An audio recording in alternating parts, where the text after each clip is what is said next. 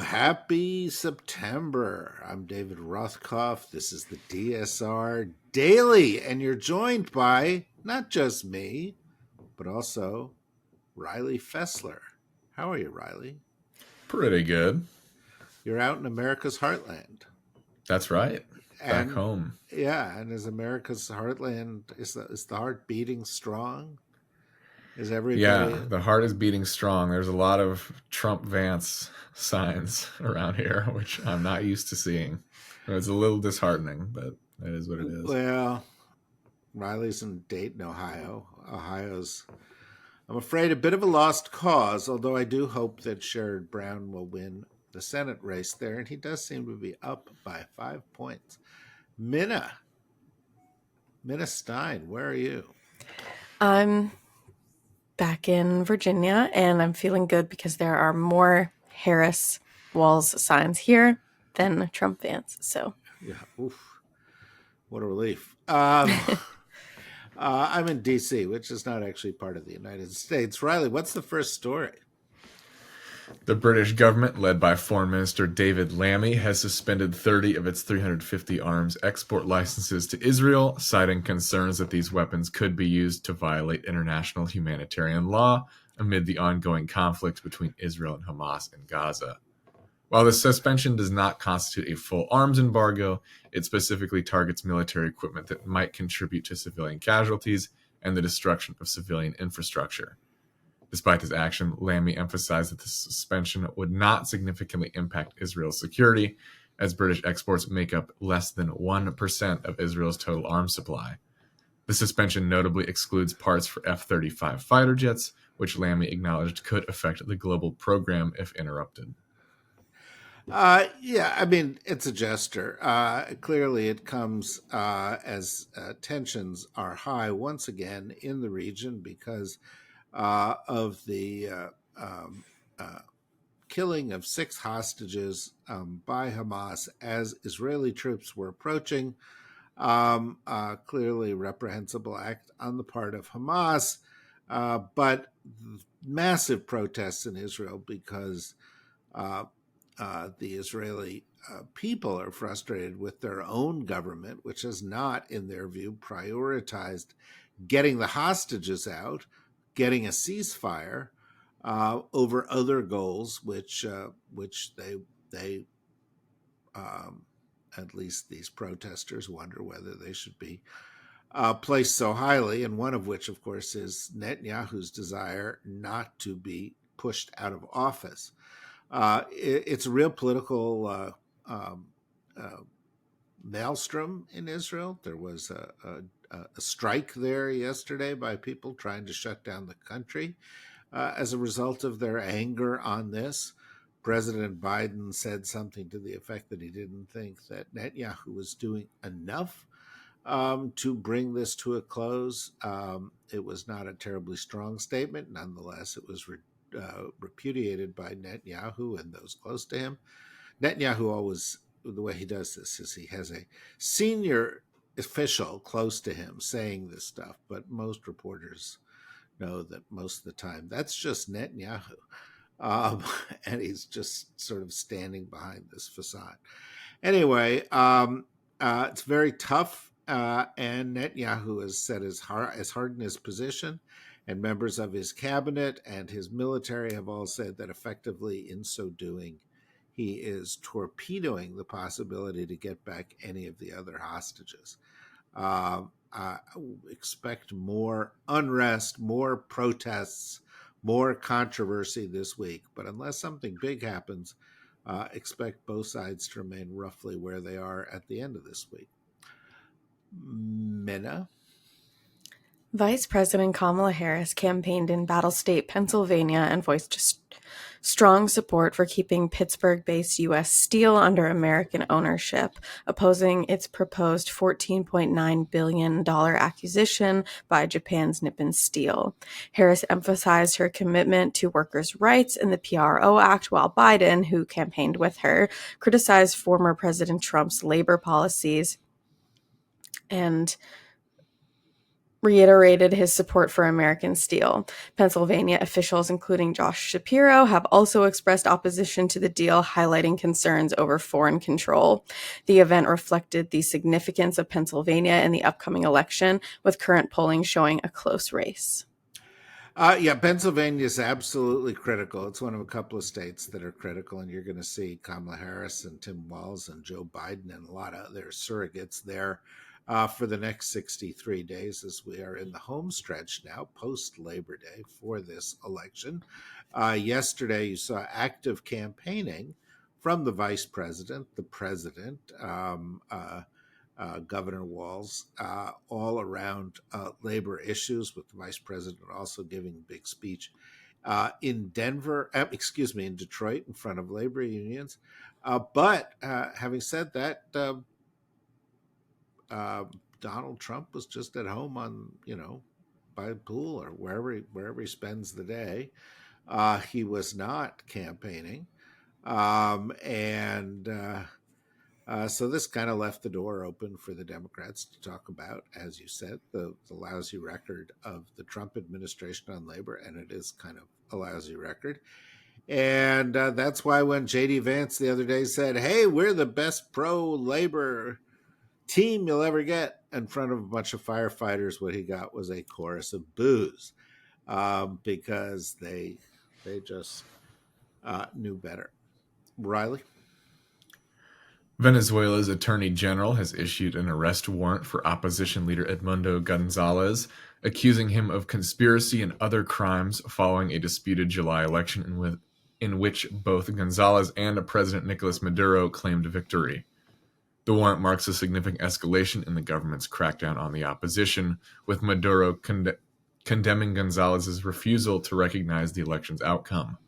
Despite international criticism and accusations of fraud, Venezuela's electoral authorities have declared Maduro the winner. The opposition, however, has shared its own tally, showing a landslide victory for Gonzalez, leading to increased tensions and protests. This crackdown includes ongoing detentions and investigations into opposition figures, further deepening the country's political crisis. Well, you put that in very New York Times-y kind of balanced language, but the reality is Maduro lost. He lost by a lot. He's stealing the election, and he's taking the people who won the election, and he's trying to throw them in jail. And the international community is outraged, and they should be outraged. And the U.S. is cracking down. You know what they did yesterday? Do you know the rest? Tell us. The rest of the story? The United States managed to get hold of Maduro's plane, the Air Force One of Venezuela, and they seized it. They just took it. Maduro took it out of Florida illegally to begin with, and they just said, "Nope, no more plane for you," and more sanctions for Maduro can be expected. Guy's horrible, and he lost, and he has placed himself illegally at the head of his country, and we shouldn't mince words about it. Minnow.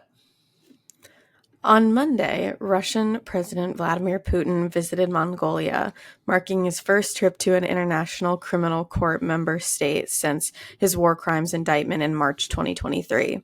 Despite Mongolia's obligations under the Rome Statute to arrest indicted individuals, the country has no intention of detaining Putin due to its close ties with Russia. Human rights advocates, including Vladimir Kara-Murza and Human Rights Watch, have criticized Mongolia for failing to uphold its international commitments. During his visit, Putin also promoted military values in Russia, schools, and highlighted recent military gains in Ukraine while downplaying Ukrainian incursions into Russian territory.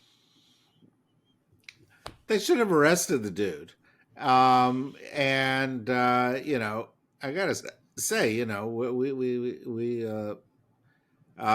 have only the sort of thinnest pretense of real international law operating in the world, particularly when it comes to leaders of important countries, because they can get away literally with murder, with war crimes, and they will never be held accountable. And governments have this kind of quiet agreement among each other to come up with excuses to ensure that's the case, starting with the argument that national sovereignty gives them some protection, and continuing to just this kind of wink and a nod, we're going to look away, we're not going to do anything about it thing here, which dilutes the law's uh, effectiveness dramatically. So, I mean, yes, Mongolia does have a problem, which is that, it's got, massive expansive border with Russia, but this uh, uh, doesn't look good for them, and it certainly is not good for international law. Riley. Rafael Grossi, the head of the International Atomic Energy Agency, is in Ukraine for discussions on safety concerns at the Zaporizhzhia nuclear power plant amid recent attacks nearby. The visit marks his 10th trip to Ukraine since the onset of the Russian-Ukraine war in 2022. The plant, which is under Russian control since the invasion, recently experienced artillery shelling that damaged its power access, raising fears of a potential nuclear accident. Grossi's mission is to prevent such a catastrophe as ongoing conflicts in the area threaten the stability of Ukraine's nuclear power infrastructure. Despite the risks, experts suggest that any potential explosion would have a limited radiation impact, unlike the Chernobyl disaster. Grossi is also holding talks with Ukrainian officials, including the energy minister, amid escalating violence in the Zaporizhzhia region. Yeah, we're lucky that so far we have not seen a big nuclear accident, given the nature of the war and the nature of the way Russia fights this war. But there is no guarantee that won't occur in the future. And you don't have to be an incident as big as Chernobyl for it to be extremely serious incident for the people in the vicinity, for the environment in the vicinity, and also for international opinion on how this war is being conducted. But we are now, beginning to head into yet another phase of this long, long conflict, because it's going to start getting colder. And that's going to have some effect on the nature of the warfare. It's going to start to snow in a couple of months, if not sooner. And that is also going to have an effect. But for now, the war is proceeding as usual, and the Russians are actually getting more depraved in their attacks, having attacked an orphanage and launched a drone attack at a civilian passenger train just the other day. The drone attack on the train did not produce many casualties, but if more of that kind of thing occurs, you can expect higher civilian casualty totals.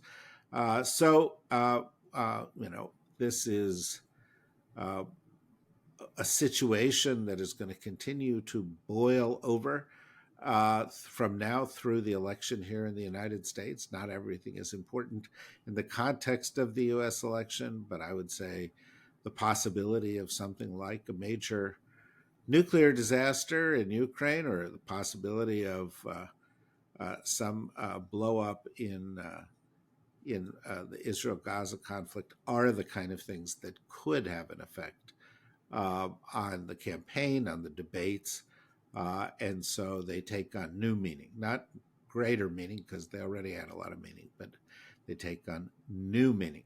And we'll be following them, because it's back to school time here. We're here. We're going to be here every day. It's 63 days to the campaign. Every single podcast we do is going to go and look at something about this campaign going forward, or some issue that's important to this campaign going forward. And we got loads of them coming your way, all the usual ones, some special ones. Watch closely. There'll be lots of new stuff from us here at the DSR Network as we head into what is going to be a fateful autumn for the United States of America. Of course, you can rest assured that you'll have the best possible advice on that coming from Minna Stein, also from Riley Fessler. My advice will be better, but well, the people should have a choice, and Riley, you shouldn't take that sitting down. I mean, I was going to agree, but Really? I guess to offer a counterpoint. Yeah. My advice isn't necessarily bad. No, it's certainly not. And the three of us will make every effort to try to get you stories or angles on stories you don't always get anywhere else. So come back tomorrow for more of the DSR Daily. Come back every day. Come back for the rest of our pods, and we'll be with you again soon. Bye-bye.